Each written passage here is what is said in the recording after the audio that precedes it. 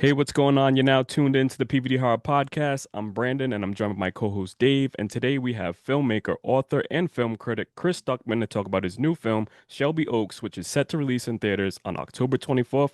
Chris, thanks for coming on the show.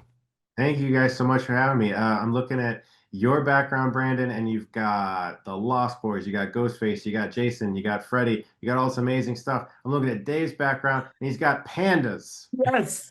I'm at work. Yeah, I wish I was at my home. I have a much better background there, but the pandas So will it's great. stay. I love it. I love it. That's awesome. So Chris, I was able to check out Shelby Oaks at Fantastic Fest. It was such a cool way to experience the film. You had shared that Fantastic Fest was the birthplace for this project. Can you talk a little bit about that? Yeah. In 2019, I decided my wife and I had been brainstorming Shelby for a few years at that point, and we were very, very, very tired of not making movies. I was very depressed. I was feeling low. I needed that creative, those creative juices, to get out there and make something, and it just wasn't happening. And I decided, I had heard a lot of filmmakers like Kevin Smith and Robert Rodriguez talk about how they got some of their lower budget stuff made and the routes that they were taking with like utilizing locations they knew they could get into and things like that. And that was the goal with Shelby. And I decided, the best place to meet other people who are making stuff that you kind of want to make in that ballpark is to go to film festivals, genre film festivals. You're going to meet genre filmmakers. And so I went to Fantastic Fest because I had heard it was one of the best. And this is, like I said, this was fall of 2019. And what I discovered upon arriving is that the people who go there are all wearing badges that identify their positions. You got fan, you've got producer, director, you've got filmmaker, you've got industry. And I'm like, wow, this is so helpful. Everyone's literally wearing a sign that says what they are and what they do. And it allowed me to kind of get into, conversations with people about movies that I had seen, but also networking and meeting people that could hopefully help me make something one day, which is how I ended up bumping into Aaron V. Kuntz from Paper Street Pictures. And I was introduced to him by my friend Josh Lobo. He's a filmmaker. And we just talked about movies that we had seen at the fest because I didn't want to look like I was trying to sell myself, Yeah. or try to look like I was looking for a handout or something. And we talked about movies for like a good 20 minutes before he asked me what I was working on. And then suddenly he opened that door and I just jumped in and I was like, oh, I got this thing. And I pitched Shelby Oaks right there, cold, right to him. And he was like, I'm listening. I'd like to hear some more. And he gave me his email and yeah, the movie got made and we were able to show it at Fantastic Fest, which is crazy. It was a full Yeah. circle moment. You know, um, I love that you took like a mix subgenre approach here.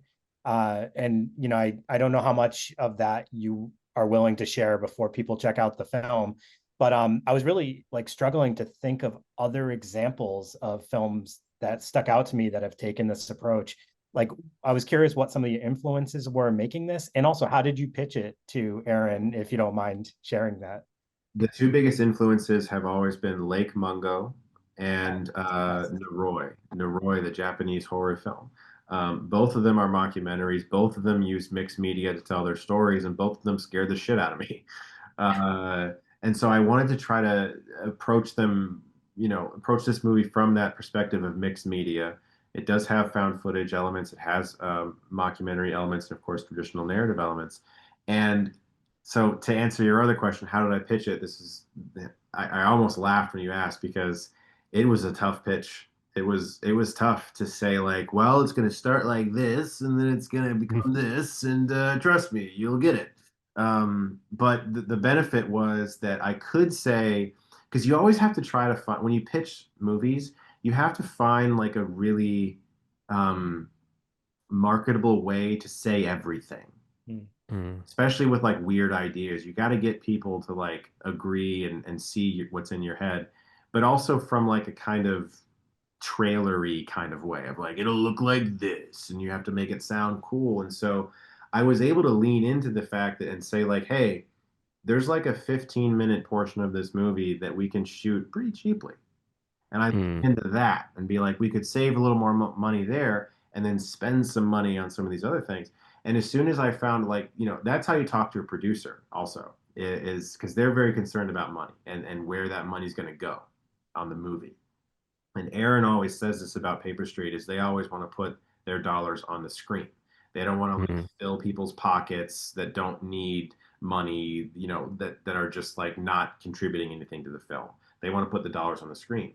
And so when I was able to say like, look, we've got this portion of the movie that plays like this, and I could speak to Aaron in the language of cinema because he loves movies like Lake Mungo, I could say it's in the ballpark of a Lake Mungo kind of feeling. And then have this other thing that also comes from there and the pitch basically was like, hey, we live in a world that's mixed media. We get all of our stories from so many different formats. We don't just watch only the news. We don't read only the newspaper. We watch YouTube, we watch TikTok, there's social media, there's books, Mm. movies, audiobooks, podcasts.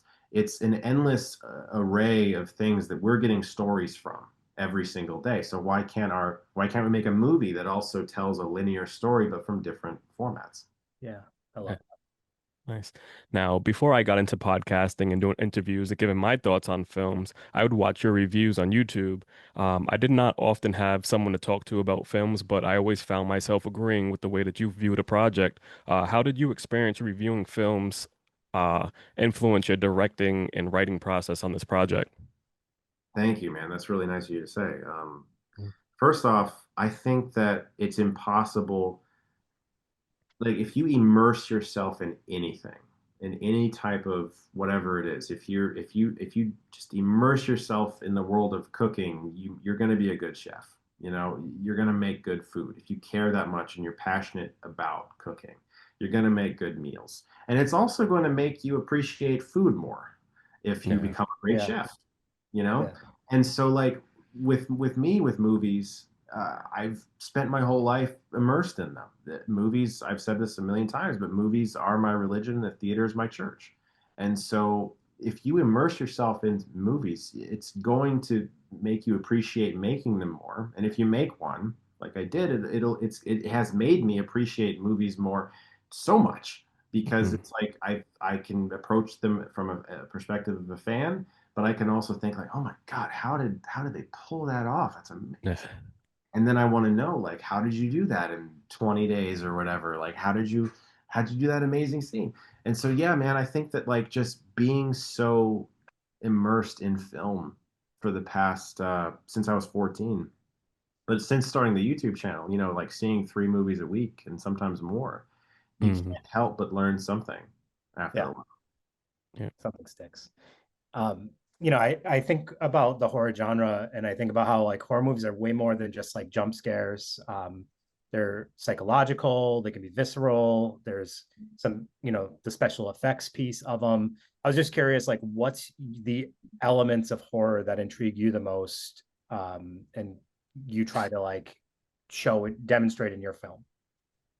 I think the things that excite me the most tend to be stillness, watching characters think and sort of be still in a moment can be quite frightening.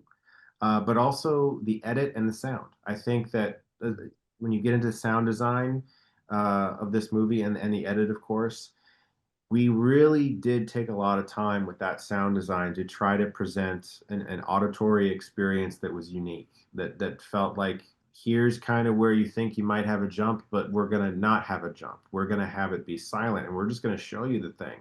And then you can be like, you can gasp if you want, you can react, you can have an emotional experience with this, but we're not going to force you to have that experience by hammering you over the head with sound design. And I wanted to kind of craft a movie that felt creepy, that got under your skin. And I feel like if you pummel people with the sound design and with the score, you're not going to get that because then you feel like you're being assaulted by it all. And you needed to have like Yeah. I needed to have like a feeling that felt like it was you were on sort of the roller coaster of the sound with it. Um, so I think it's like a combination of like stillness, not being afraid to be silent Yeah. for long periods of time. I think there's like a 7 or 8 minute chunk of this movie without dialogue. And so I wanted to, play in that realm a little bit. And you get a lot of that from old silent movies where Yeah. you could really just read emotions on people's faces and you got it all from the actor. That's awesome. Now, we are in a time where a lot of movie theaters are starting to shut down, and we recently lost a few on our end. You posted on your Instagram that your main theater growing up as a child just shut down. Although you weren't able to watch your film there, you were able to see the trailer. Can you tell us just how much that meant to you? Oh my God, dude. Yeah, Regal Independence 10, rest in peace. It was strange because I would go there every once in a while over the past few years, and they had never renovated. It was still the same like cloth seats, no recliners, Mhm. every seat squeaked, stains everywhere. And I kept thinking to myself, like, I can't believe this place is still here. Because it just felt like it was always on the cusp of closing. And every time I would go there, it'd be like me and one other person, Okay. sometimes me and nobody. And and I'll admit, like I started going to a lot of the nicer theaters because they just weren't keeping it up. But I went there specifically to see Together, which was the first movie released that had my trailer. Because it just like my whole movie ticket scrapbook is just filled with ticket stubs from that theater. And to be in that place and see a trailer for my movie, um, yeah, man. I mean, I definitely cried. It was very emotional. I was kind of like very, yeah, it was a lot to take in, and it was sad to see it close, and it was also closed very abruptly. Like they literally made a Facebook post, and they were like, "Hey, tomorrow's showtimes are our last showtimes." That was it. It was just we're done. I think Demon Slayer was one of the last things they showed. Oh man. Probably the last showtime was Demon Slayer.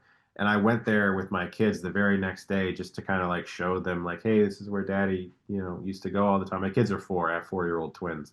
And Okay. to kind of like show them like this is where daddy used to go when he was a kid. And we took Yeah. some photos of, what it looked like. And that's where I made that Instagram post because yeah, man. I mean, it's a strange feeling when a place that is housed with so many great memories suddenly just goes away and it's just kind of sitting there. And that's honestly, that's where some of Yeah. the horror in Shelby Oaks comes from is this ghost town. Like there's an amusement park and stuff where it's like at one point in time, a lot of really happy memories happened here, and now it's just filled with rot. And I Mhm. always find that very creepy. Absolutely. Yeah. Chris, you're a super busy man, and I know your time with us is coming to a close. But thank you so much for hopping on here and sharing Shelby Oaks with us and chatting about it. We're really super excited for people to check this out. Thank you, man. Thank you both. I really appreciate it. Of Thank course. you. So everybody, make sure you check out Shelby Oaks in theaters October 24th. And yeah, just keep an eye on Chris and everything he's got coming forward because Shelby Oaks, I think, is going to get people excited about future projects. So make sure you check it out. Thanks, everybody, and we'll see you next week. Takes a lot of love for a person to do this.